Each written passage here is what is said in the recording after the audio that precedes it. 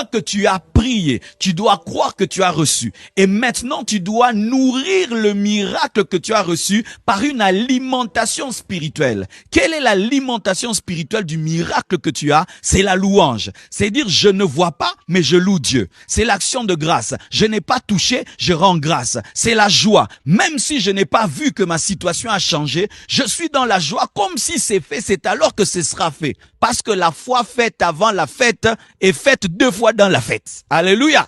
Alléluia. La foi ouvre le parapluie avant la pluie. Alléluia. La foi ouvre le parachute avant même d'être jeté parce que tu sais que c'est accompli. C'est pourquoi Jésus a rendu grâce au sujet de la résurrection de Lazare avant même que Lazare ne ressuscite parce qu'il avait déjà reçu sa résurrection.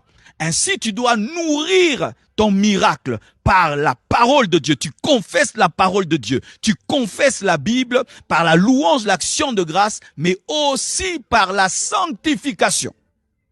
Car nous devons attendre la matérialisation de la promesse de Dieu dans la crainte de Dieu et dans la sainteté. Beaucoup de gens sont en train de dire, j'ai prié, je n'ai pas vu. Mais tu demeures dans le péché. Mes frères, lorsque un avion veut atterrir, il réclame que l'aéroport n'ait pas de trous. Et lorsque la bénédiction veut atterrir dans ta vie, elle réclame qu'il n'y ait pas le péché dans ta vie parce que c'est ça le trou qui va abîmer l'avion céleste. Donne-moi l'amen.